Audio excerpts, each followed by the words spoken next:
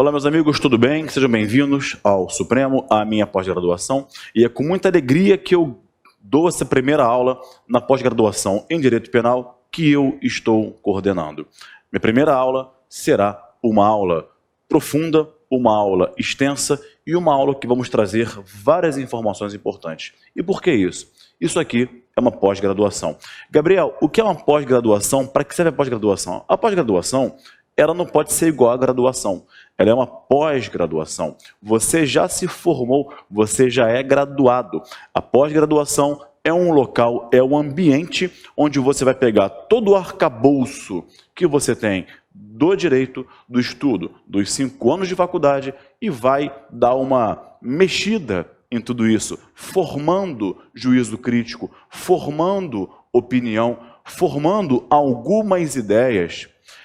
Pós-graduação é o local para você avançar, para você pensar diferente, para você ter uma profundidade maior, muito além da graduação.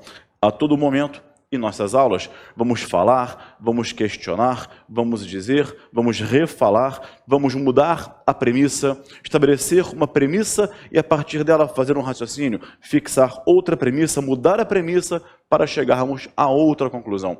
Então, nossa aula nessa pós-graduação, que eu particularmente montei com muito carinho, com muita atenção e com muito cuidado para vocês, nós vamos sempre trabalhar a formação do raciocínio, a formação do juízo crítico. E isso é fundamental para que você possa caminhar bem na pós-graduação. Mais uma vez, você já fez a graduação. Isso aqui é uma pós. Se você não formar um juízo crítico, um juízo mais aprofundado, a pós-graduação não terá sentido. A nossa missão é trazer para vocês informações, formações e teorias, teses, e vamos colocar vocês para pensar, que vocês já fazem. Mas agora, claro, vocês são inteligentes, vocês são competentes, mas quando se fala aqui pensar, pensar em outro nível, um nível mais elevado do que você já está. E isso é fundamental para o cumprimento do nosso objetivo na pós-graduação, tá bem? O nosso primeiro encontro, ele vai tratar de um tema muito importante, um tema muito legal, um tema profundo, a teoria do professor Jacobs. Vamos para a tela? Vamos tratar, nessa minha aula número 1, na pós-graduação em Direito Penal, desse tema. O funcionalismo de Jacobs aplicado ao direito penal democrático. O que seria o funcionalismo de Jacobs? O que seria um direito penal democrático? Será que esse funcionalismo do Jacobs tem alguma relação? Será que ele encaixa no direito penal democrático? Aqui está o meu e-mail, ok? Para que vocês possam mandar e-mail para mim.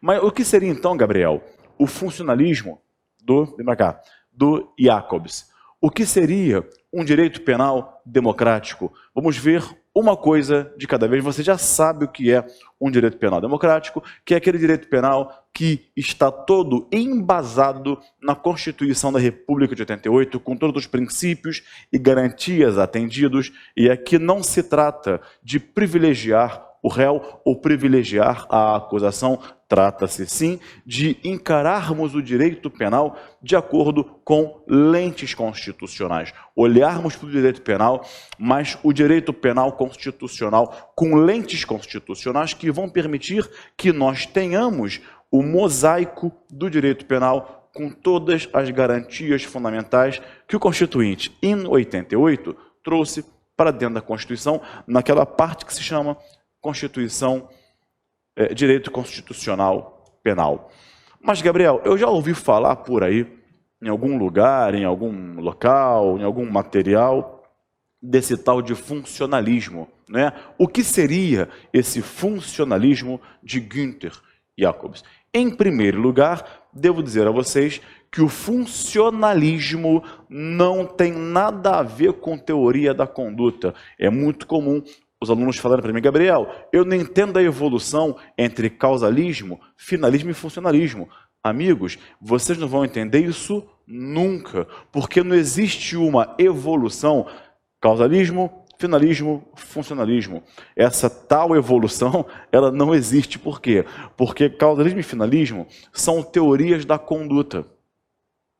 E nisso há uma evolução. O funcionalismo não tem nenhuma relação com teoria da conduta. Não, Gabriel, não. Então, não é técnico, não é correto, e por isso que às vezes a informação não se encaixa. Falar, então, evolução das teorias da conduta entre causalismo, finalismo e funcionalismo. O funcionalismo não é teoria da conduta. O funcionalismo é uma forma de funcionamento, uma forma de sistema de direito penal. É como Günther Jacobs olha para o direito penal e trata da sua finalidade. Ou seja, para que serve o direito penal? Qual é a sua base? Qual é a finalidade desse conjunto de normas que estão no Código Penal? Qual é a sua base filosófica? Direito penal e filosofia são temas absolutamente íntimos. Tá? Então, o direito penal tem base em filosofia. Então, para que serve a pena? Qual é o fim da pena? E na Alemanha não é raro os autores fazerem uma confusão no bom sentido, entre finalidade do direito penal e finalidade da pena. Vamos ver então todo o sistema de funcionamento do direito penal na teoria do Jacobs. E na parte final desse nosso encontro, vamos tentar, será que dá? Vamos tentar linkar o funcionalismo do Jacobs com o direito penal democrático, e devo dizer-lhes mais. O funcionalismo do Jacobs é um tema que é a base para a teoria do direito penal do inimigo. Temos uma aula comigo chamada O Direito Penal do Inimigo e a Lei de Crimes Hediondos. Para que você chegue lá, você tem que saber o que é o direito penal do inimigo. E para que você chegue nele, tem que saber o que é o funcionalismo para Jacobs. Então, o funcionalismo, ele é a base do direito penal do inimigo. É a forma de funcionamento do direito penal, sua finalidade, sua base filosófica, e dali ele parte para a teoria, para a tese do direito penal do inimigo. E naquela outra aula faremos essa ligação com tudo isso e a lei de crimes hediondos. É claro que vocês terão aqui uma aula de crimes hediondos, mas não vai ser, em pós-graduação, não vai ser essa aula linkada com o direito penal do inimigo, tá? Muito bem, vamos então começar a trabalhar com toda essa temática. Vamos para a tela? Então vamos lá, seguindo. Vamos começar. Muito bem, o que vamos ver aqui, qual será o objeto de análise dessa nossa aula? Vamos lá, vamos começar com o primeiro ponto, que é o panorama do direito penal do inimigo. Tá? Mas para tal, temos que ver a concepção do Jacobs sobre o direito penal e sua finalidade, tá bem? E aqui dentro que a gente vai estudar o seu funcionalismo, depois o fundamento e caracterização do direito penal do inimigo, que é um desdobramento do seu funcionalismo, e depois as medidas excepcionais e extraordinárias como expressão de um direito penal do inimigo. Como eu disse aos senhores, o direito penal do inimigo, ele é o fundamento, ele é a consequência com base no seu funcionalismo, tá bem? Vamos começar, então vamos para a tela, vamos começar a tratar do funcionalismo do Jacobs. Muito bem, qual é a concepção do Jacobs sobre a finalidade do direito penal? A gente sabe que existem algumas posições em doutrina nacional e estrangeira sobre a finalidade do direito penal. Para que serve esse conjunto de normas? Num primeiro momento, vamos fazer aqui um raciocínio completo para podermos chegar ao Jacobs. Num primeiro momento, sobre esse fim do direito penal, temos a posição que sempre foi muito bem difundida,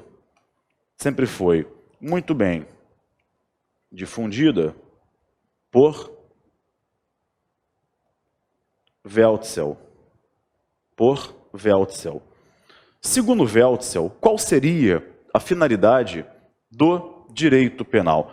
Para Weltzel, o direito penal ele tem uma dupla finalidade, ou como dizia Weltzel, uma dupla missão. Ou seja, num primeiro momento, o direito penal tem uma função que ele chama de função. Peraí deixa eu melhorar a letra. Ele chama de função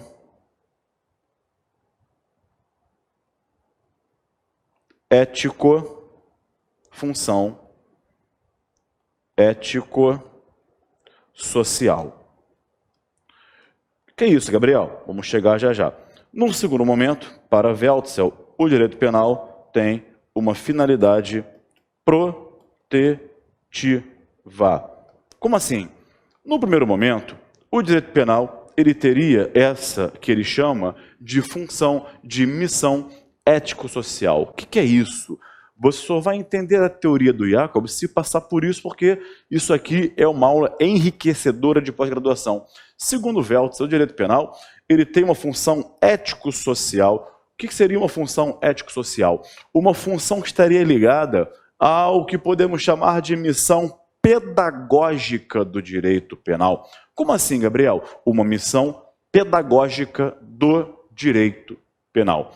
Para Weltzel, no primeiro momento, o direito penal não tem função protetiva. No primeiro momento, o direito penal não tem função de proteger bens jurídicos. Não, Gabriel, não. Vida, honra, patrimônio, não.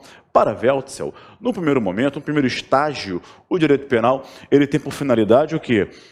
Fazer com que as pessoas se comportem de acordo com a norma penal, fazer com que as pessoas obedeçam à norma penal, ou seja, não matar ninguém, mas não é porque tem pena de reclusão de 6 a 20 anos, mas sim não matar ninguém porque a norma proíbe. Então o direito penal ele teria essa finalidade, fazer com que as pessoas se comportem de acordo com a norma. Seria uma função pedagógica.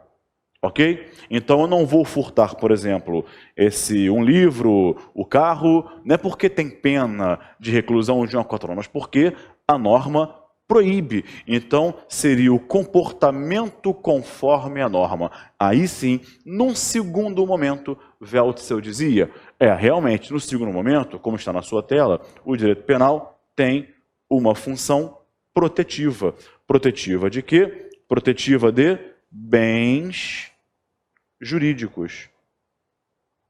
Ou seja, aí sim se protege o bem jurídico vida, patrimônio, honra, integridade física, meio ambiente. Então, para Weltzel, o direito penal, ele não tem uma função diretamente protetiva, ele não quer diretamente proteger bens jurídicos.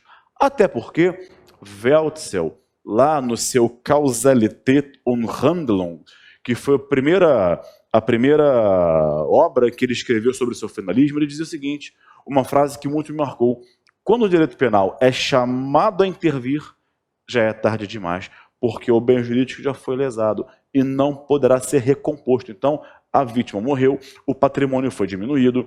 Então, para Weltzel, o direito penal tem essa dupla missão, essa dupla finalidade.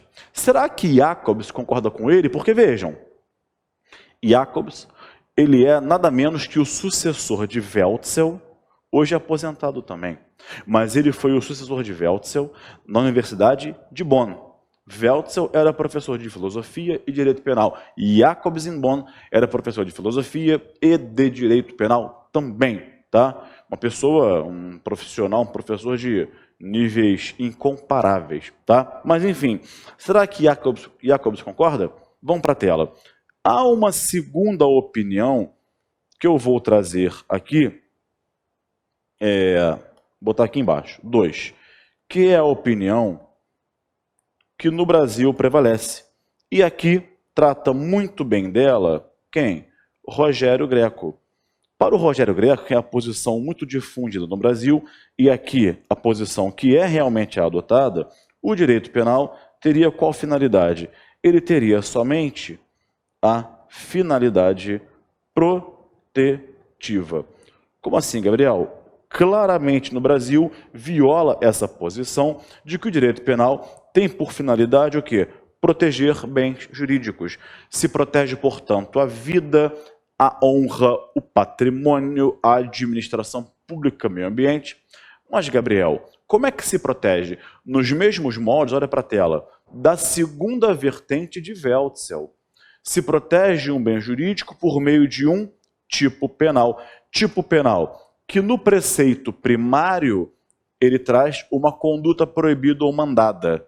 No preceito secundário, ele traz uma pena, uma sanção criminal que será aplicada a quem praticar essa conduta. Então, aí sim, no Brasil, o direito penal quer proteger a vida, a honra, o patrimônio. Nunca se falou no Brasil em missão ético-social, como dizia Weltzel. Tá? Então, podemos afirmar, olha para a tela, vamos avançar e concluir agora, dê embasamento para vocês, vamos concluir.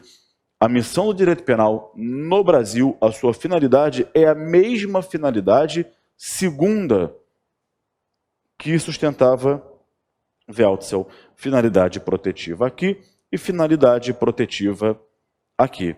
Protetiva de quê? Ambas sustentam que é a proteção de bens jurídicos. Então, no Brasil, nós estamos afinados com a segunda missão, com a segunda vertente, segundo Weltzel, na Alemanha. Ok. E o que diz Jacobs sobre tudo isso?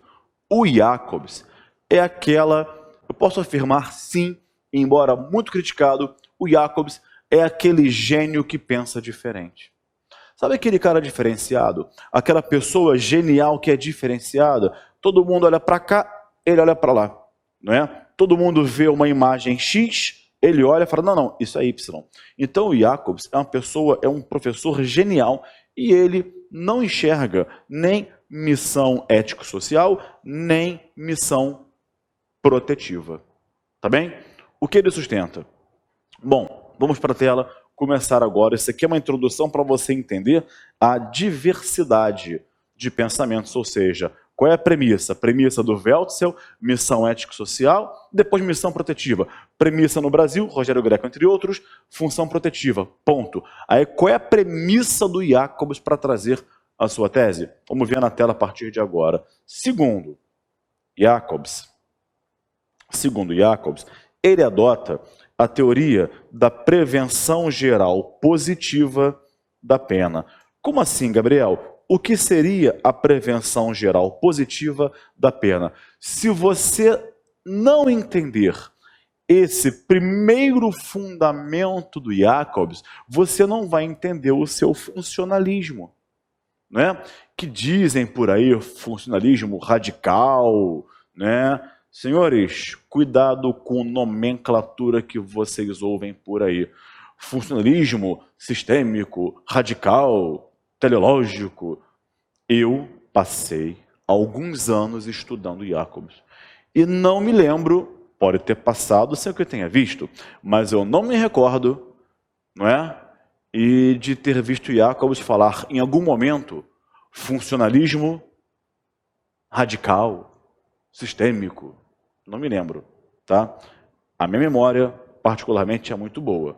Repito, pode ter passado batido, mas eu não me lembro momento algum, de ter lido ele falando o funcionalismo sistêmico radical. Não me lembro. Então, cuidado com as palavras que os senhores ouvem falarem por aí, nem sempre retratam a teoria originária do seu criador. Mas vamos entender isso aqui. Se você entender a teoria preventiva, a prevenção geral positiva para Jacobs, você vai caminhar muito bem na teoria dele. Eu quero contextualizar para os senhores essa teoria. Vamos para a tela. A gente sabe que no Brasil, na Alemanha, na Espanha, em Portugal, na Itália, nos países do Ocidente que têm tradição de direito penal, muito se discute sobre a finalidade da pena criminal. A gente sabe que existem duas grandes finalidades, a finalidade preventiva, né, e a finalidade retributiva. Eu não vou abordar as teorias da pena porque não é o momento, e nem tem pertinência. Tá? É só para você entender a tese de Jacobs. A prevenção, a gente sabe também que ela se divide em prevenção geral e prevenção especial, com os seus destinatários. A prevenção geral, ela dirige-se, vou colocar aqui um C, dirige-se à coletividade. A prevenção especial dirige-se ao R de réu, tá bem? Essa prevenção geral, ela por sua vez, se divide em prevenção geral positiva e prevenção geral negativa. A especial também, tá? Mas como Jacobs adota a prevenção geral, eu vou me prender a ela, ok? Muito bem.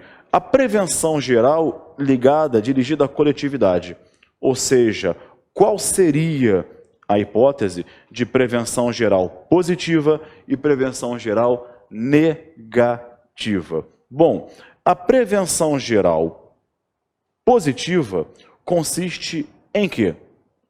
Consiste em quê? Consiste em, dirigida à coletividade. Então, preste atenção. Quando a pena diz lá, o Código Penal, matará alguém, reclusão 6 a 20 anos. Que prevenção é essa? Não é uma intimidação à coletividade? Não é dirigida a alguém especificamente, mas é uma intimidação dirigida à coletividade. Ou seja, se alguém aqui nessa coletividade matar outra pessoa, receberá uma reclusão de 6 a 20 anos. Essa intimidação é justamente o quê? Uma prevenção geral. Não é isso? Prevenção, quer se prevenir crimes. Prevenção geral. Seria um efeito o quê? Um efeito negativo. Uma prevenção geral negativa. Ou seja, há uma ameaça à coletividade. Tá? E o que seria a prevenção geral positiva? A prevenção geral positiva é criar na mente daquelas pessoas que convivem naquela coletividade a ideia de comportarem-se de acordo com a norma. Seria criar na mente daquelas pessoas qual ideia? Comportamento conforme a norma. Tá? E aí faz-se a ameaça. Tudo bem?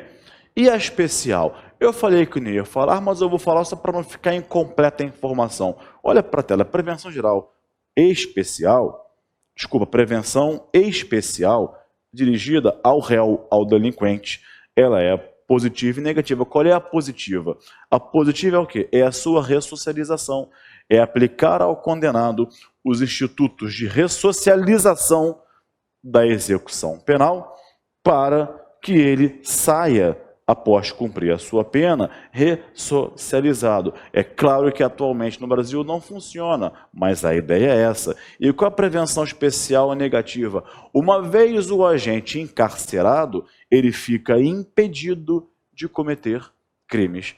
Qual é a ideia do próprio Jacobs?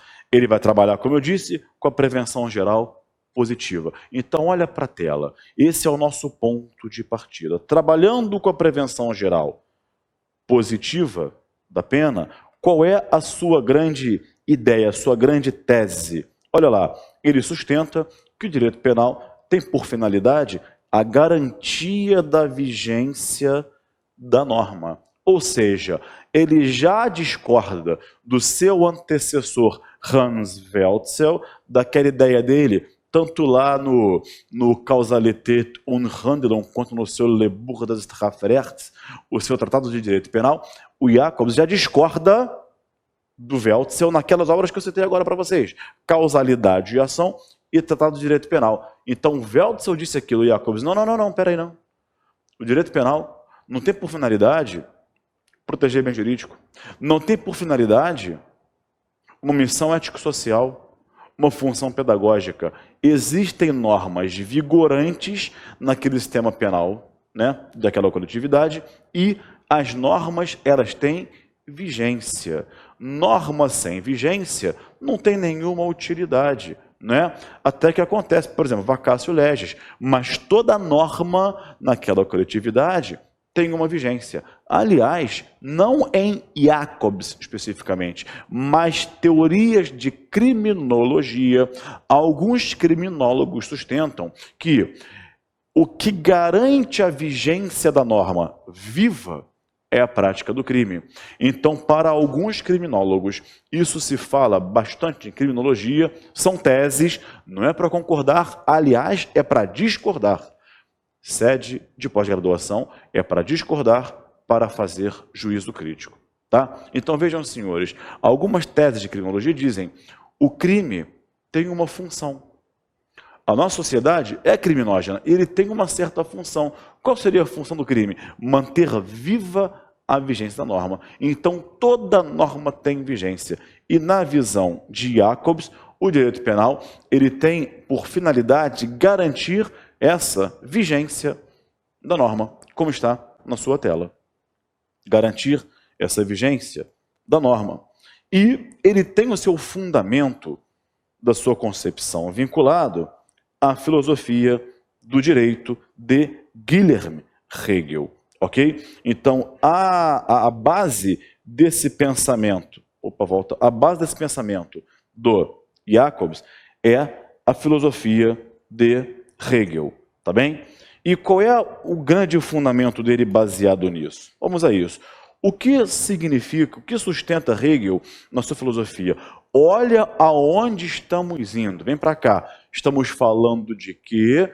Do funcionalismo do Jacobs. Nós vimos a visão de Weltzel, a vertente brasileira, para fazer uma ligação, uma certa coincidência, Brasil, Alemanha.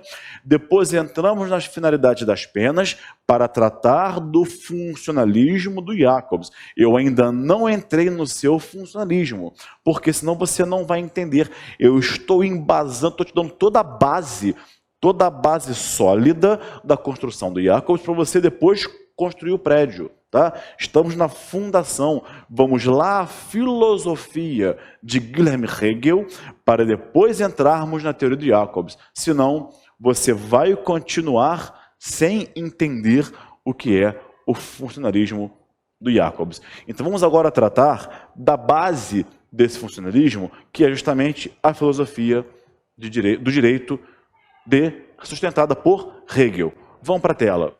O que sustentava Hegel na sua filosofia do direito? Eu tenho a prática de um crime. Em que consiste, senhores, na visão de Hegel, a prática do crime? Em que consiste a prática do crime nessa vertente, nessa visão de Hegel? O crime é a antítese entre a vontade geral e a vontade individual. Ou seja, como assim? Toda sociedade que se organiza, ela se organiza sob o seu conjunto de normas, não é? O Brasil não é um Estado de direito, então a gente se organiza sob um conjunto de normas. Esse conjunto de normas consiste em quê? Na vontade geral. Como assim vontade geral? Nós elegemos representante legislativo, nossos representantes para quê? Para que elaborem normas, não é? Então, em tese, a nossa vontade vai para as normas por meio dos nossos representantes no legislativo brasileiro, tá? Então, isso é a vontade geral. Quando se cria uma norma, é claro que há vencedores e vencidos, né? Mas quando se cria uma norma de conduta, aquilo é a vontade geral daquela coletividade. Então, olha para a tela. Sendo essa a vontade geral, qual é a consequência? Eu tenho aqui um ordenamento jurídico que está em vigor. Há um conjunto de normas vigorando. Quando se pratica um crime, o que acontece? O agente nega essa vontade geral. Segundo Hegel, a prática do crime como está na sua tela, é a antítese entre a vontade geral e a vontade individual. Vontade geral de quem? De toda aquela coletividade, retratada onde? Nas normas. E a vontade individual de quem? Do criminoso. Ok? Quando a gente pratica um crime, ele viola essa vontade geral. O que ele diz? Ele fala, tudo bem, há uma norma vigorando que diz é proibido matar. Para mim, essa norma não vale. Eu mato alguém. Para mim, essa norma não vale. Então, eu tenho essa dicotomia, essa antítese entre a norma, que é a vontade geral, e a prática do crime, que é a vontade do agente. Tudo bem? E aí o que acontece? Quando a gente pratica um crime, ele acaba por violar, ele acaba por negar a vontade geral e diz, essa vontade da coletividade, para mim não vigora, tanto é que eu pratiquei o crime. Então olha para a tela. O que seria então o crime? O crime manifestado nessa vontade individual, ele consiste na negação da vontade geral. Em outras palavras, quando o delinquente pratica um crime, ele nega a vontade geral. Qual seria a consequência dessa negação da vontade geral? Então, tenho aqui, por que dicotomia? Normas em vigor, ordenamento jurídico e prática de crime. Prática de crime. Quando se pratica um crime, para Hegel, nega-se essa vontade geral. Ou seja, muito mais do que violar uma norma de conduta, o que se faz? Para mim, essa ordem jurídica não vale. Negócio aí de matar alguém, é proibido subtrair, para mim não vale, eu vou subtrair, eu vou matar. É proibido sonegar, praticar fraude para reduzir tributo, eu vou fazer. Vou fazer. Então, ele nega a vontade geral. E só para concluir esse bloco, vamos fechar o raciocínio, olha para a tela. E aí, senhores? Ele nega a vontade geral. Ok. Logo, a aplicação da pena consiste em quê? Na negação da vontade individual. Ok? Então, eu tenho ordem jurídica, vou botar aqui, ó, OJ, ordem jurídica. Depois eu tenho a prática de um crime. Negação da vontade geral. Ok. Qual é a missão da pena, do direito penal? É o quê? É restabelecer a vigência da ordem jurídica. Eu matei alguém, eu violei a ordem jurídica. É proibido matar? Eu matei. O direito penal, ele vem aplicar uma pena a mim para restabelecer para aquela coletividade a vigência da norma. Eu mostro para todo mundo que a norma não vigora para mim. Aí vem o Estado, me pune, aplica a pena e mostra para todo mundo, olha, realmente ele praticou o crime, mas a norma continua a vigorar. Olha para a tela. Vem a pena, né? Vem a pena criminal e nega a minha negação. Então vamos lá, para vocês entenderem. O crime, deixa eu botar em atenção a cor roxa. O crime é a negação da vontade geral. A pena é a negação do meu crime, que por sua vez negou a vontade geral. Tá? Então eu tenho aqui duas negações. A primeira negação é a prática do crime que nega a vontade geral. A segunda negação é a aplicação da pena que nega a minha conduta, que nega a minha vedação. Por isso que Hegel dizia que a pena é a negação da negação. Não sei se vocês ouviram dizerem por aí de que para Hegel a pena é a negação da negação. Já ouvi, Gabriel, é isso. Por quê? Negação da negação. O agente com crime nega a vontade geral. Vem o direito penal, aplica uma pena e nega a negação do agente. Entendeu? Claro, isso é filosofia de Hegel. Não é uma coisa assim, matar alguém. né? Tem que ter um aprofundamento maior para você entender, tem uma certa complexidade. Então, o crime viola a vontade geral, negação da vontade geral. Vem a pena, o direito penal aplica uma pena ao delinquente, nega a negação do delinquente. Por isso, é negação da negação. E qual é a consequência? Quando a pena é aplicada ao delinquente, que é a negação da negação, o que acontece? Olha para a tela. Acontece isso. Acontece a confirmação do direito. Ou seja, quando a pena é aplicada e nega a negação do agente, essa ordem jurídica ela é restaurada perante toda aquela coletividade. Por isso que, para Hegel, a pena é a negação da negação.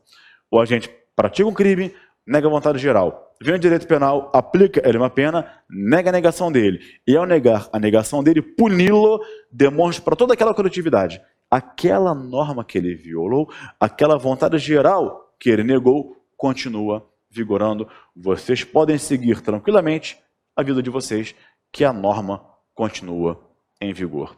Entenderam a filosofia de Hegel? Entenderam isso? Pois então, senhores, com base nessa filosofia de Hegel, e repito, direito penal tem base em filosofia. Foi que Jacobs construiu a sua tese toda de funcionamento de sistema do direito penal que veio a denominar funcionalismo, tá bem? Ele não fala o meu funcionalismo, mas é uma forma de enxergar o direito penal. E aí, como está na sua tela, quais são as ideias do Jacobs? Vamos para a tela ver isso? Começar a construir a tese dele. Qual é a sua ideia? Vamos lá. As normas são agora entrando em Jacobs efetivamente, tá? As normas são a estrutura da sociedade, a regulamentação. Claro, sobretudo, senhores, se estivermos a falar em um Estado de direito. Qualquer Estado de direito se organiza sob suas próprias leis, suas próprias normas. Ou seja, vem para cá, se estivéssemos na época do Estado absolutista, né, como era em alguns países, aquela fase que ficou famosa do rei Luís XIV da França, o Estado sou eu, era o que ele queria, era uma, vamos dizer, uma legislação de boca, né? Era o que ele queria, ponto final. Afinal de contas, ele era o rei. Naquela época vigorava a teoria do direito divino. O rei era escolhido por Deus, isso respondia perante Deus. Época em qual o rei reunia em si as figuras do Estado, da legalidade e da justiça. Então, o que era justo, o que era legal e o que era ato emanado do Estado era o que o rei queria. O Estado sou eu. Então chegava o rei, de quem são essas terras? Ah, são minhas, não, agora são minhas. Sabe por quê? Por quê? Porque eu sou o rei. Tá usando gravata? Então tem que pagar tributo sobre o uso de gravata. Por quê? Porque o Estado sou eu. Na França, as construções mais antigas tinham poucas portas e poucas janelas, sabia disso? Repare, por quê? Porque naquela época foi instituído o imposto sobre portas e janelas. Quanto mais portas e janelas tivesse a casa, mais imposto se pagava. Então, construções muito antigas têm poucas portas, às vezes nenhuma janela. Só que, quando se passou do Estado absolutista para o Estado de Direito, isso acabou. Tudo tem que ter previsão em norma. O Estado de Direito é aquele que se organiza sob suas próprias normas de conduta feitas pelo legislador. Então, está certo Jacobs ao dizer que as normas são a estrutura daquela sociedade organizada. As normas são a regulamentação. E isso surge por quê? E isso que explica o princípio da legalidade. Não é? Olha aí, estamos em Jacobs, vamos à legalidade e voltamos. Isso é pós-graduação, isso é raciocínio, isso é questionamento. Por quê? A legalidade surgiu como um mecanismo de proteção do indivíduo contra o Estado, não é? Para impedir os arbítrios por parte do Estado, os abusos por parte do Estado, por parte do rei. Não é isso? Então, olha para a tela. O que regulamenta a sociedade realmente são aquelas normas, como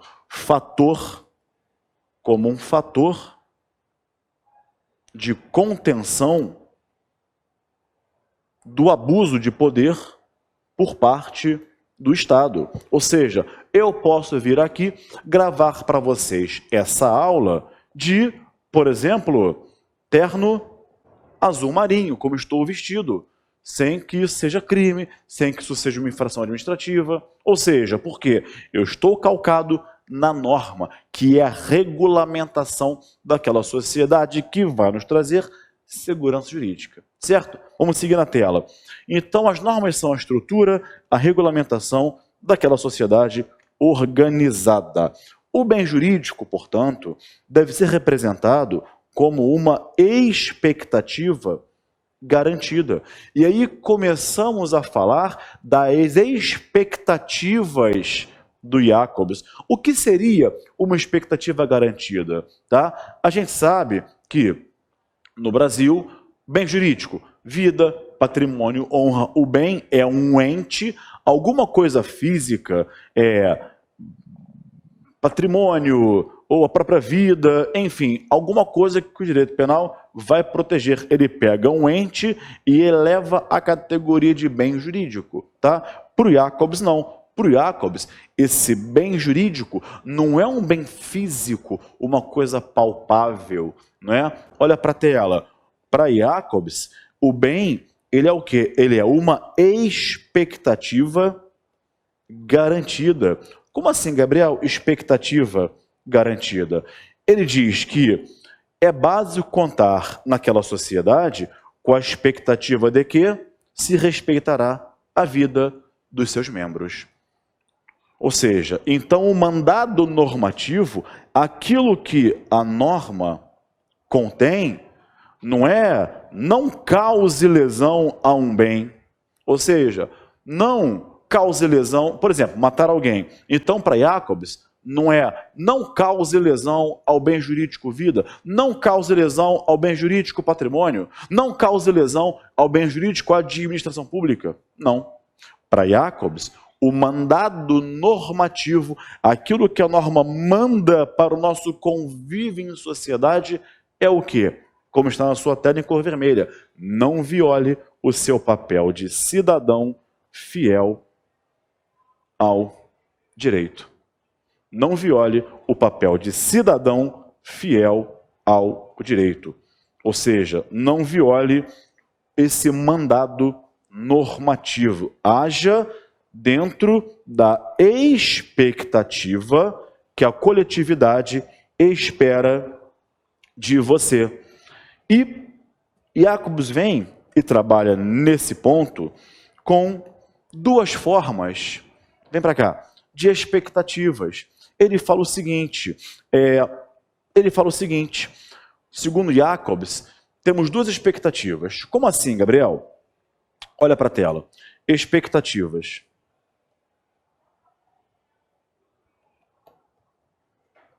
Cognitivas e expectativas normativas. As tão faladas expectativas na visão do Jacobs. Bom, o que é uma expectativa cognitiva? É a expectativa natural do dia a dia, que a gente morra quando estiver bem idoso, não é? Que os bens jurídicos, que o telefone celular dure o tempo que durar, que um automóvel dure o tempo que durar, um prédio construído, não é? Que a nossa saúde esteja bem atendida, que a gente não, de repente, esteja bem e de repente morre Pode acontecer da pessoa infartar, por exemplo, mas são expectativas o quê? Se a pessoa está bem, saudável, como dizia lá o Aristóteles, né, em Ética Nicômaco, tem que ser, desde Aristóteles que se diz, tem que se exercitar e faça disso um hábito, né, desde da Grécia Antiga. Então, se a pessoa está bem, está saudável, qual a expectativa? Que ela não morra do coração. Não tem vaso entupido, o colesterol não está alto, enfim. Se eu caminho pela rua, a expectativa é que o meu corpo atenda aos movimentos que o meu cérebro comandar, que um carro não apodreça, que eu não adoeça, que eu não morra do nada, de repente. Nada não, né? Sempre morre por um motivo relevante, né? Mas assim, o infarto fulminante num ser saudável, não é a expectativa é se a pessoa é saudável, ela não vai infartar e morrer. Ela pode morrer de velhice, pode pegar uma doença séria, grave e morrer, mas sem um motivo. Então, a expectativa cognitiva é que você caminhe pela rua normalmente, tá? Ou seja, e a expectativa normativa, como está na tela? A normativa está ligada, como o nome sugere, às normas. As expectativas normativas consistem em quê? Que as pessoas se comportem conforme as normas. E aí vem Jacobs e fala o seguinte: como reagir diante da defraudação das expectativas?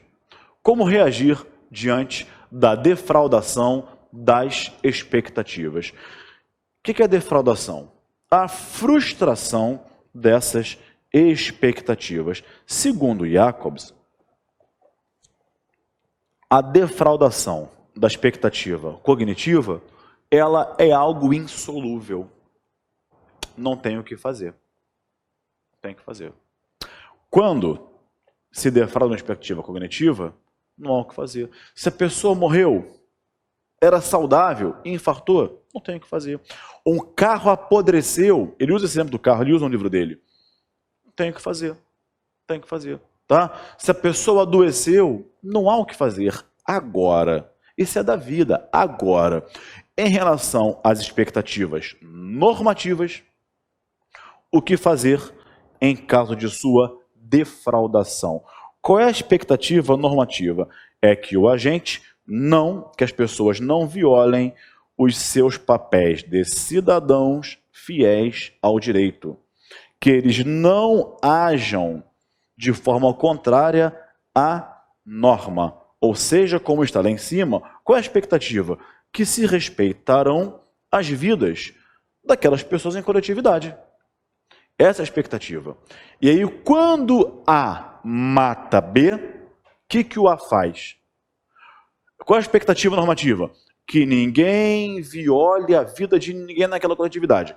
Quando A mata B, o que acontece? Uma defraudação da expectativa normativa. Ele defraudou, olha para a tela, ele defraudou a expectativa normativa. Puf, fraudou, frustrou a expectativa. E vem Jacobs e fala, aqui há o que ser feito por parte do Estado. Ou seja, com a prática do delito, a norma é questionada. Que norma? Aquela norma que é manifestação da vontade geral, de que é proibido matar. Ora, se essa norma, atenção agora, se essa norma tem vigência, não é? A expectativa é que se respeite a vida dos seus membros, a expectativa é de que se respeite a vigência da norma que diz é proibido matar. Então a expectativa é, vamos obedecer a essa norma. E aí quando se mata alguém, o agente viola a expectativa normativa. Por isso que com o delito, a norma é questionada. O agente questiona a vigência da norma ao defraudar a expectativa normativa. Ok? Portanto, o delito consiste em quê? Ele consiste na desautorização da norma. O agente, quando defrauda a expectativa depositada na norma, ele a desautoriza, ele falta com a fidelidade à ordem jurídica e diz o quê? Essa norma não vigora para mim. Ele nega, lembra de Hegel? Negação, negação. Ele nega, na posição do Jacobs, o agente, quando defrauda a expectativa normativa, ele nega a vigência da norma. Para mim não vale. Tanto não vale, como é que é? É proibido matar? Eu vou lá e matei. Fui e matei. Não pode furtar não? Vou furtar esse copo de vidro aqui, da água. Não pode me apropriar de um bem público? Vou falar e falar. Quer dizer, ele nega a vontade geral. Ele defrauda a expectativa normativa. Ele desautoriza, como está na sua tela, a norma. Ele desautoriza a vigência da norma. E aí, o que fazer? Jacobs, o que fazer? Quando a expectativa normativa ela é frustrada, ela deve ser mantida pelo Estado. Então, o dever do Estado, o dever do juiz quando aplica uma pena a alguém é manter a expectativa naquela norma que tem vigência. Matou B. É que pra gente no Brasil, infelizmente, é banal. Pra gente no Brasil, matar alguém, a gente se acostumou com o absurdo. Porque em sociedades organizadas, se mata alguém, fecha todas as ruas, a polícia faz todo um escarcéu. Se matarem alguém no Central Park, fica uma semana fechado. Mas aqui é banal, é mais uma vítima da violência da sociedade. Infelizmente, tá? Mas vejam, fulano matou Beltrano. Peraí, a gente vive na expectativa de que aquela norma vai ser atendida por todo mundo que vive na coletividade. Essa frustração da vigência normativa causa naquela coletividade o quê? Um susto. Causa uma desconfiança na norma. Será que a sociedade organizada pode seguir desconfiando daquela norma? Não. O Estado tem que vir aplicar uma pena ao agente que praticou o crime para, na cabeça daquelas pessoas, daquela coletividade, reafirmar o seguinte: a norma está vigorando. Estou punindo o agente porque a norma está vigorando. Então, o Estado com a pena, ele mantém viva a expectativa normativa. Olha para a tela. O crime é a contradição das normas, não é? Aí vem a pena e faz o quê? Faz o que a pena? O crime é contradição da vontade geral, das normas. Ou seja, o agente que pratica um crime, ele nega a expectativa normativa. Vem a pena criminal e faz o quê? Contradiz, por sua vez, a conduta criminosa do agente. Ou seja, vem a pena e contradiz a negação do agente. E ao contradizê-la, a pena restabelece a vigência normativa. Isso está te lembrando o quê? A negação da negação. O agente, quando pratica um crime, nega a vigência da norma. Certo? Crime. Negou. Primeira negação. Vem o Estado, aplica uma pena. Com a pena, o Estado nega a negação do agente e restabelece a vigência da norma. E agora você já pode fazer o link, encaixar negação da negação. Por isso que a teoria de Jacobs, tem base em Hegel, da negação da negação. Só que o Jacobs traz isso para a questão o quê? Da vigência da norma. Da vigência da norma. Tá bem? Olha para a tela, vamos seguir na tese de Jacobs, na sua visão. Então, o bem jurídico, portanto, em conclusão, para o Jacobs, não é a vida, o patrimônio, a honra, o bem jurídico que o direito penal vai proteger é a solidez das expectativas normativas diante da sua decepção, diante da sua defraudação.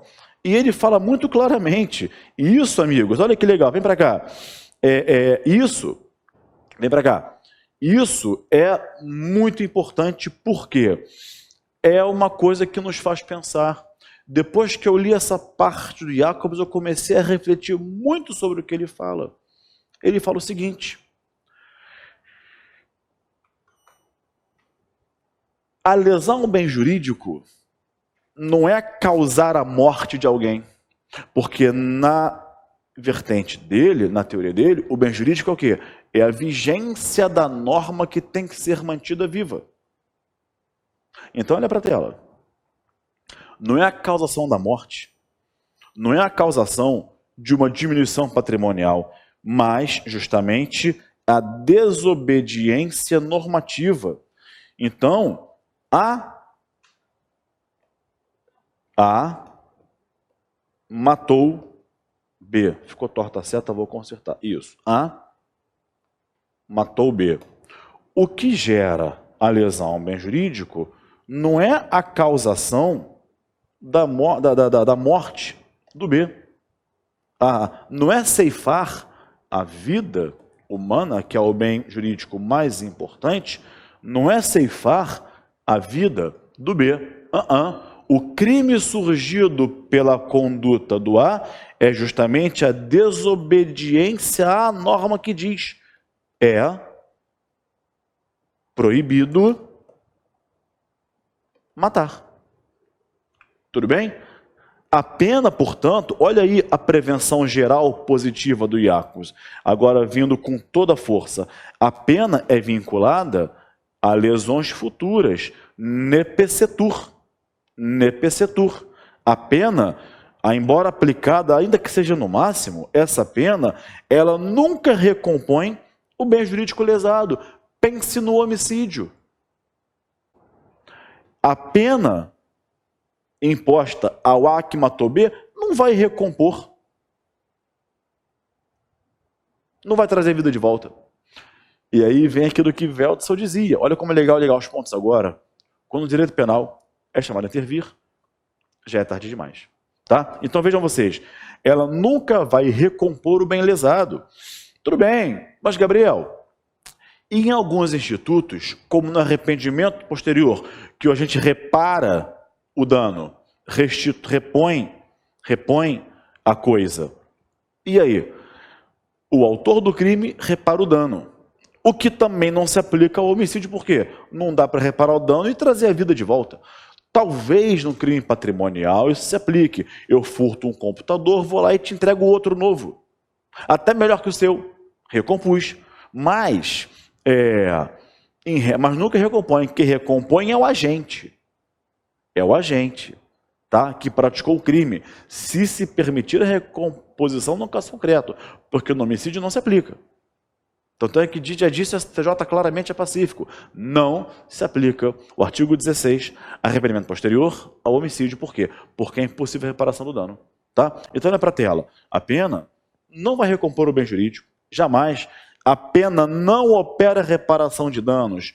O que pode acontecer é um efeito da condenação, lembra disso? Lá no artigo 91, 92 do Código Penal, efeito da condenação, a reparação do dano. Mas a pena em si, a pena por si só, não vai gerar nenhum efeito de reparar o dano. Tá? E aí, o Jacobs parte para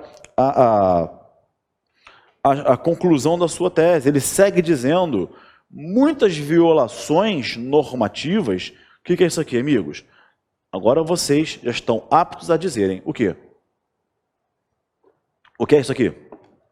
Violação normativa é justamente a defraudação da expectativa normativa. Muitas violações normativas completam-se antes mesmo do dano externo. Como assim?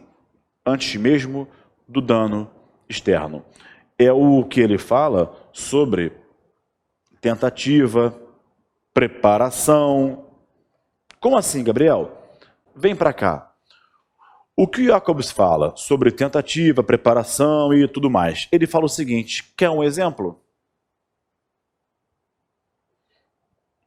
É que a preparação não é punida. Aqui. Mas lá é diferente. Na Alemanha, muitas vezes, o crime impossível é punido. Sabia disso? Enfim, ele fala tentativa. Ele fala assim, olha a genialidade dele. Quer ver como é que o direito penal protege não o bem jurídico, vida, mas a vigência normativa? Quer ver como o direito penal não está preocupado com o famoso bem da vida, a vida, o patrimônio, a honra, a administração pública? Não. Quer ver? Imagina a hipótese. A desfere um tiro em B e erra o tiro. Tentativa branca ou incruenta. Não é isso? A tentativa branca, o que nós chamamos de branca ou incruenta, é aquela em que o objeto material do crime não é atingido. Eu vou subtrair um telefone celular e alguém me segura. Eu não consigo pegar o celular para subtraí-lo. Não atingi o objeto material do crime. No homicídio, eu atiro na vítima, erro o tiro. Eu não atinjo o objeto material, que é a vida da pessoa. Tudo bem? Então, A atira em B, erra o tiro. O A pode desferir 5 tiros em B, erra os 5 tiros. Errou todos. O objeto material, que é a vida, além de ser também no homicídio bem jurídico tutelado, não foi atingido. Aí pergunta Jacobs, o A vai ser punido por tentativa de homicídio? Claro que vai. E cadê a lesão ao bem jurídico vida? Não tem. Olha a genialidade do sujeito. Eu vou repetir. A tenta matar B. O tiro não atingiu B. Tá? Jacobs fala, posso punir o A por tentativa de homicídio? Claro que eu posso. Mas cadê a lesão ao bem jurídico, ao bem da vida humana, ao patrimônio? Cadê? Não teve. Então, olha que argumento sedutor. Então, o A vai ser punido por direito penal, vai receber uma pena criminal sem que tenha havido o atingimento do objeto material do crime. Então, o direito penal não quer proteger bem jurídico, não tem uma missão protetiva. O A vai ser punido porque, aí vem o pulo do gato, ele violou a vigência normativa. O A vai ser punido, olha para a tela, porque ele defraudou a expectativa normativa, que é a qual? De que não se suprima a vida de ninguém. Ele vai ser punido porque violou a vigência da norma. Ou seja, e aí vem, podemos chamar lindamente a conclusão do Jacobs. O direito penal tem por finalidade proteger a vigência da norma e não o bem jurídico. Vida, patrimônio, honra, por exemplo. O que o direito penal faz? A pena é aplicada porque o agente, ao defraudar uma expectativa normativa, ele causou lesão à vigência da norma. Tudo bem? Então, como seria isso? Olha para a tela. Isso aqui é o conjunto de normas.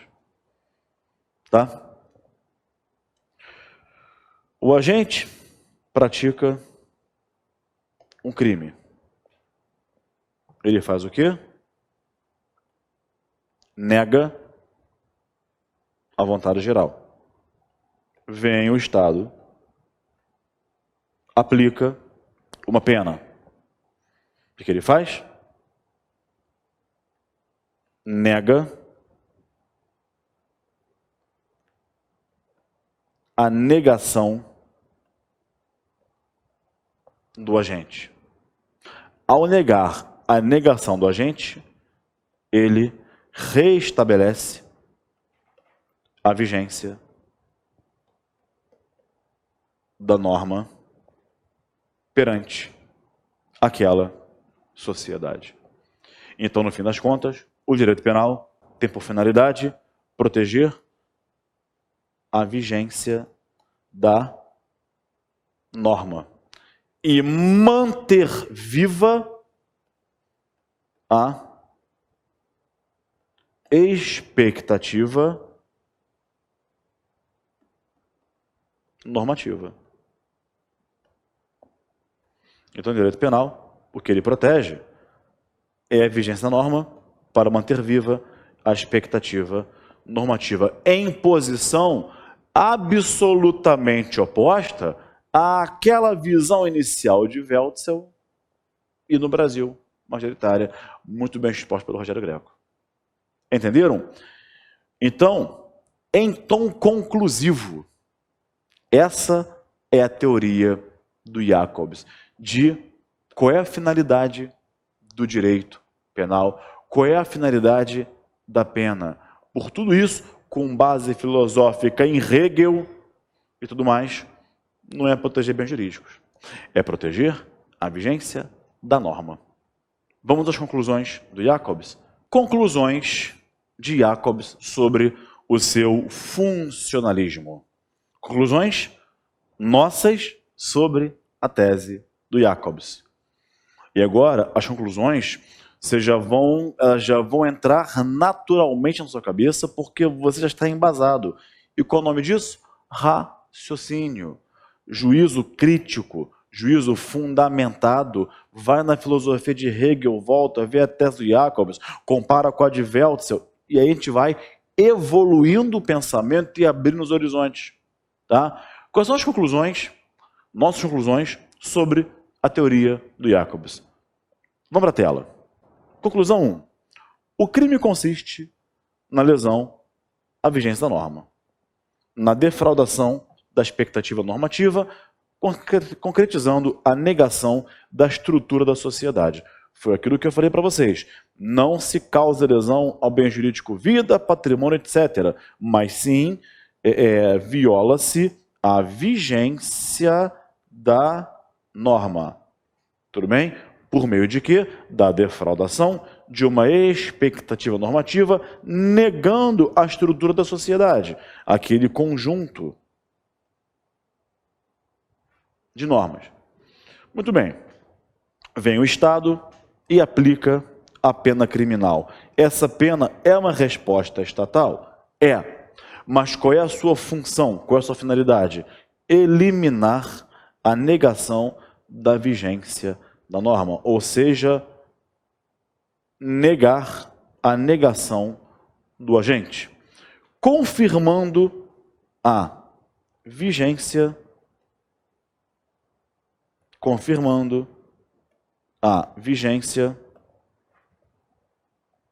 da norma. Tudo bem? Então, o Estado aplica a pena e confirma a vigência da norma e reativa, faz nascer de novo a expectativa normativa. Muito bem. Portanto, o fim da pena é manter a vigência normativa como modelo naquele contrato social. A sanção penal, a pena criminal, ela vai servir para quê? Para estabilizar as expectativas sociais notadamente expectativas normativas, ou seja, para que as pessoas tenham a certeza de que podem seguir suas vidas normalmente, confiando na vigência da norma. Ou seja, foi aquilo que eu falei para vocês, aquela sociedade pode seguir normalmente, confiando que aquela norma está em vigor. E o Estado está atento a isso, o Estado está atento que aplicou a pena ao delinquente e, com isso, reafirma perante aquela coletividade a vigência normativa. Entendeu? Senhores, esse é o funcionalismo de Jacobs. Essa é a tese do Jacobs, denominada seu funcionalismo. Essa forma de funcionamento e finalidade do direito penal e da pena. O direito penal e a pena têm essa finalidade. E aqui vamos começar a ingressar na caracterização do direito penal do inimigo, tá? E depois fazer toda a evolução, a crítica.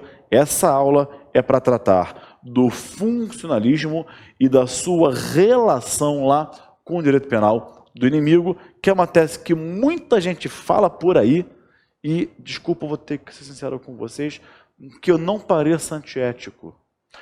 A imensa maioria fala sem saber do que está falando. A imensa maioria fala do direito penal do inimigo sem ter noção, sem nenhuma base, sem sequer ler Jacobs. Leu no rodapé de algum livro. Mas aqui na pós-graduação nós vamos consertar isso. E você vai entender, com toda essa base do Jacobs, o fundamento e a caracterização do direito penal do inimigo, que tem base no seu funcionalismo. Tá? Vamos seguir então? Vamos para a tela. Vamos tratar agora então, na vertente do Jacobs, do fundamento e da caracterização do direito penal do inimigo. Tá certo? Vamos lá. Para começarmos, existem duas espécies de direito penal. O direito penal do cidadão e direito penal do inimigo. E aqui já começamos a extirpar uma visão errônea que passam para vocês por aí. Porque passam para vocês qual a ideia? Para o Jacobs, o direito penal só existe do inimigo. Não. Nada disso. Ah, porque já ouvi dizer, Gabriel, então quer dizer que para o Jacobs, o direito penal é sempre do inimigo? Ele fala, não, não é isso. O Jacobs, ele trabalha com o direito penal do cidadão e do inimigo. Mas o inimigo não é um cidadão? Não é uma pessoa normal como nós? Vamos ver.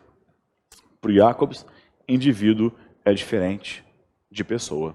Vai chegar lá já já, tá? Mas ele trabalha, como está na sua tela, com dois direitos penais. Como ele mesmo diz, dois polos do direito penal. Um, o do cidadão, e dois do inimigo. Gabriel, quem é quem? Quem é o cidadão? Quem é o inimigo? Não é? Ele fala, são dois polos de um só mundo. Palavras do Jacobs. Os dois direitos penais constituem um polo de um só mundo, duas tendências opostas, tá? E ele fala que é perfeitamente possível que essas tendências se sobreponham, certo? Aí você pergunta, Gabriel, tudo começa de algum lugar. De onde Jacobs tirou isso? Quando ele falou sobre isso, o primeiro momento, o primeiro local em que ele falou isso foi aqui, como está na sua tela. Primeira vez que ele falou sobre isso foi no Congresso dos Penalistas Alemães, ocorrido em Frankfurt, em maio de 85. Olha há quanto tempo se fala sobre isso. Quando Jacobs trouxe a tese da incriminação do Estado prévio à lesão de um bem jurídico. Naquela ideia de proteção de bem jurídico, Jacobs tratou da sua tese, que é essa aqui, incriminação no estado prévio ou no estágio prévio. Aqui é a lesão ao bem jurídico. Tá? E agora, sem falar da teoria do Jacobs, vamos falar das teorias normais. Bem jurídico, por exemplo, vida, patrimônio, honra, administração pública, etc. O que diz Jacobs naquele congresso?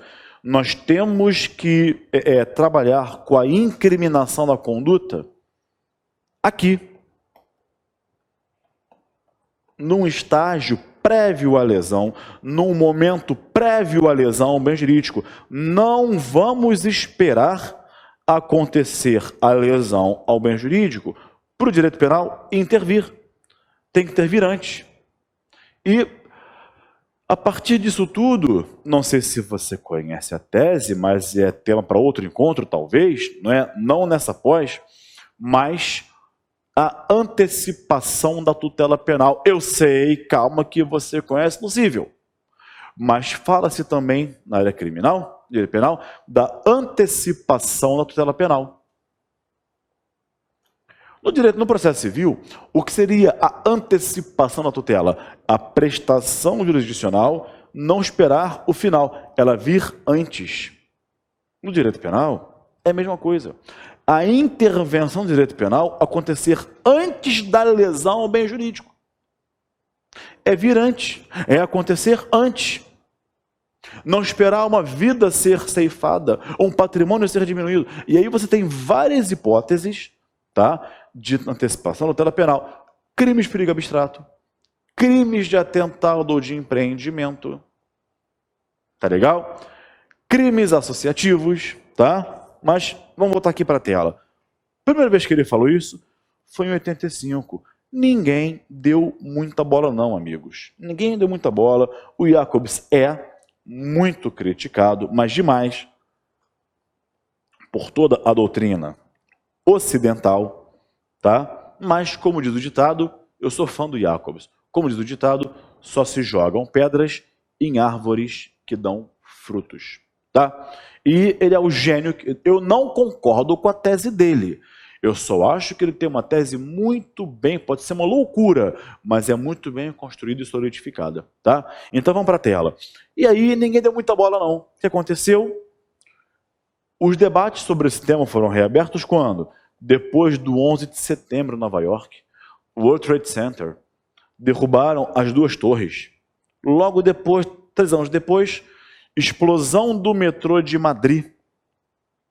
Depois, outro atentado terrorista em Londres, 2005. Ou seja, 2005. Vejam que todos esses atos tratam de atos de terrorismo. Gabriel, o terrorismo tem alguma coisa a ver com o direito penal do inimigo? Claro que tem. Claro que tem. Tem sim, tá? Vamos chegar lá em breve, tá? Então isso aqui tudo, aí se pensa, quantas vidas foram eliminadas nos aviões que entraram no World Trade Center? Será que a gente tem que esperar um avião entrar num prédio para intervir?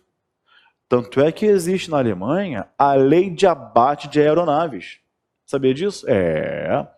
E o Tribunal Constitucional Alemão, o Bundesgerichtshof, já disse que é constitucional. Né? A discussão foi ferrenha lá. Mas uma aeronave que entre no espaço aéreo alemão sem ser identificado, ela pode ser abatida. O que é um absurdo.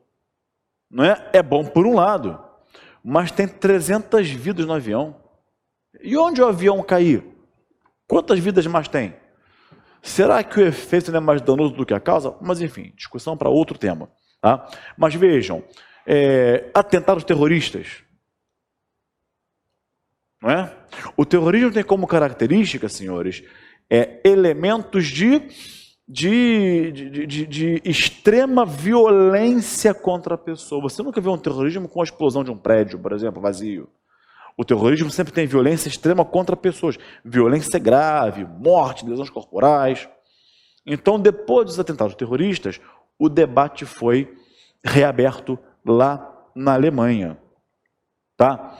E aí? E aí o Jacobs continua lá com o seu funcionalismo, não é? Que a gente acabou de ver, ele segue aqui para começar a falar do direito penal do inimigo. Vamos seguir na tela. Como assim, Gabriel? Vamos lá. Para o Jacobs, a pena é um meio de coação. E é uma coação, tá? E qual a sua finalidade? Já vimos, né? Restabelecer a vigência da norma. A gente já viu o porquê disso. Não viu? Viu. Só que, além, olha que interessante, né? A tese do Jacobs. Além de restabelecer a vigência da norma, a pena produz também um efeito físico. Qual? De o preso não poder cometer crimes fora da penitenciária. Tudo bem?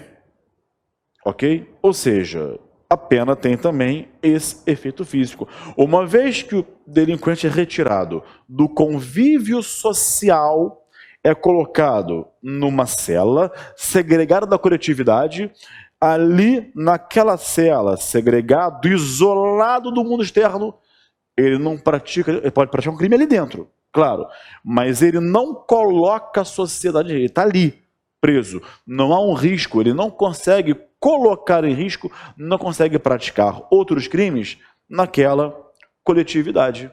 Então a pena tem também, diz Jacobs, inegavelmente, esse efeito. E qual é a conclusão dele? Olha o que ele fala. Olha para a tela. A pena, aqui está junto, está separado depois, desculpa. A pena, nesse caso, ela não se dirige à pessoa no âmbito do direito.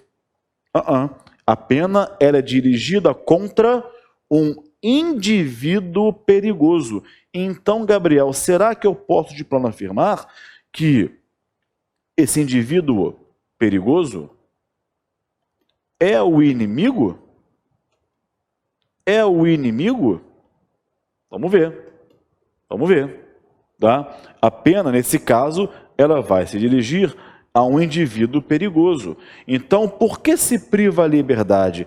O fim de se privar a liberdade do delinquente de evidente periculosidade, como acontece com o terrorista, nesses casos, pessoas com periculosidade evidente, periculosidade extrema, como acontece com o terrorismo, é diferente da privação da liberdade de um delinquente cuja periculosidade ulterior não se mostra tão evidente.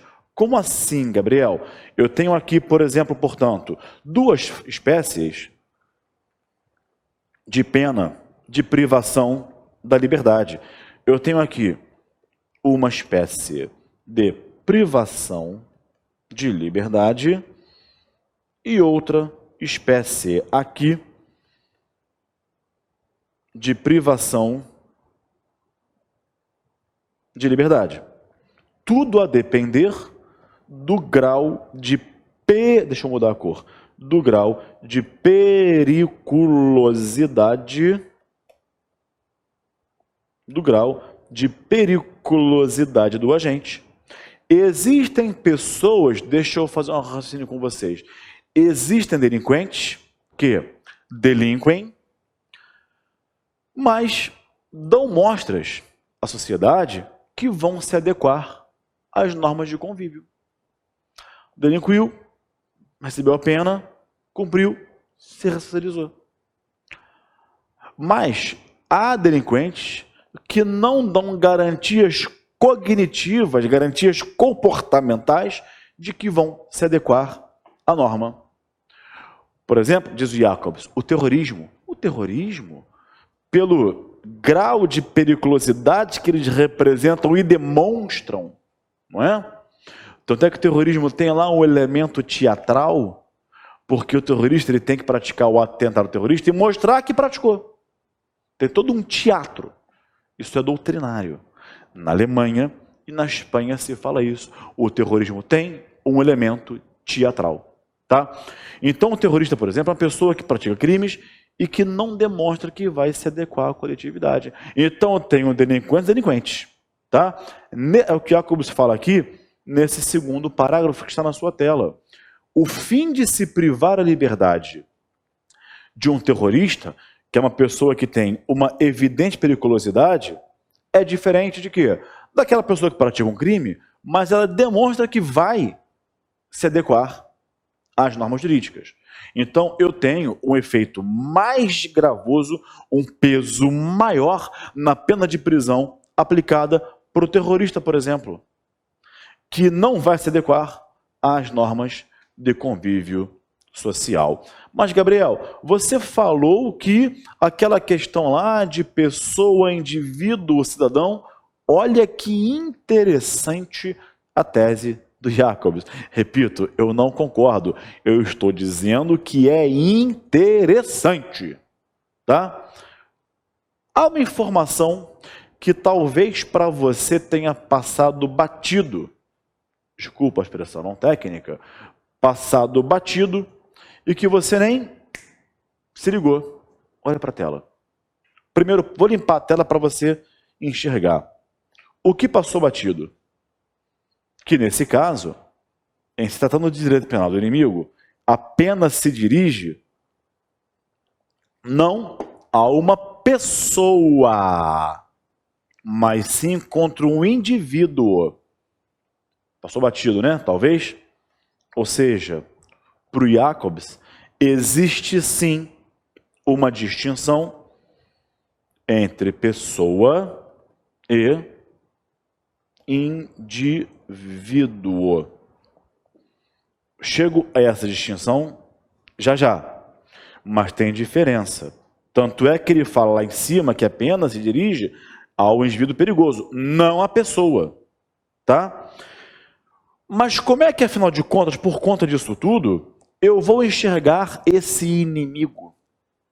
Como é que eu vou enxergar essa pessoa que, nas palavras de Jacobs, tem uma periculosidade evidente?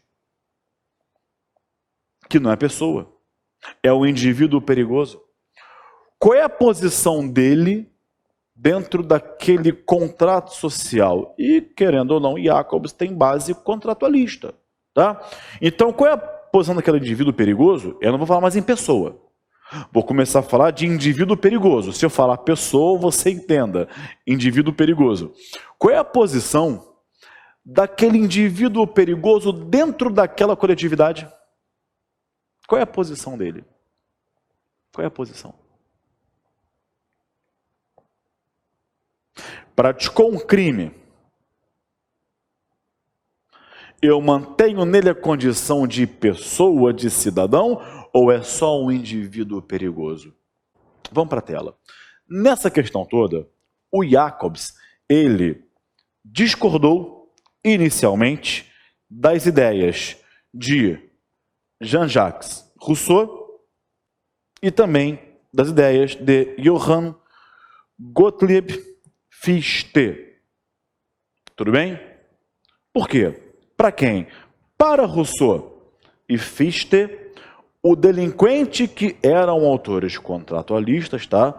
O delinquente que infringir o contrato social deixa de ser membro do Estado, por estar em guerra com o Estado. E aí, aquela pessoa que infringiu o contrato social perde todos os direitos como cidadão e como ser humano. Isso na posição de Rousseau e Fichte. Tudo bem? Ok? Então, essa pessoa é um inimigo. É um inimigo. Tudo bem? É um inimigo. Tá? E aí, essa pessoa, para Rousseau e Fichte, pessoas, autores contratualistas de quem? Jacobs. Discordou? Aqui está Jacobs, né? Desculpa, digitei errado. A culpa é minha aqui. Quem faz o slide, pedi desculpa para vocês. Olho a olho, desculpa. Quem faz o slide sou eu. Não tem estagiário, sou eu. Então, se está errado é porque eu errei. E quando eu erro, eu peço desculpas e eu conserto. Vamos lá, eu conserto. Jacobs. Tá? Enfim. Muito bem. E tanto é que o B nem fica perto do K no teclado. Foi erro mesmo, tá? Não foi o dedo que escorregou, não. Vamos lá. Então, essa pessoa, para Fichte e Rousseau, ela está fora do âmbito do direito. Fora do âmbito do direito. Tá? Tá fora. É um inimigo. Para Rousseau e Fichte é inimigo. Se é inimigo, ele não deve ser considerado como ser humano. Ele é o quê, Gabriel? Sei lá. Fichte e Rousseau, não é? Não diziam o que seria. Quem? Rousseau disse isso na sua obra Contrato Social, que eu recomendo fortemente que você leia, e Fichte disse isso no seu livro Fundamento do Direito Natural, segundo os princípios da doutrina e da ciência. Vou repetir o livro de Fichte, não vou escrever porque é grande, tá? Não vou escrever. Fundamento do Direito Natural, segundo os princípios da doutrina e da ciência. Isso está nas páginas 315 e 316 de Fichte. Eles não dizem o que aquela pessoa será, mas só falam que não pode ser reconhecido, deixa eu limpar a tela, não pode ser reconhecido como ser humano. Ele é um inimigo. Ele é um inimigo. Ele perde os seus direitos como cidadão. Deixe de ser cidadão, não posso reconhecê-lo como ser humano. Isso na visão de Rousseau e Fichte, tá? Só que Jacobs discordou deles. O Jacobs, ele concordou com as ideias de Hobbes. Onde? No livro Leviatã, que também era um autor contratualista, tá? O Jacobs, ele diz que o delinquente deve ser mantido dentro do âmbito do direito e encontrou em Thomas Hobbes o fundamento filosófico da sua tese, que a gente vai ver no próximo bloco.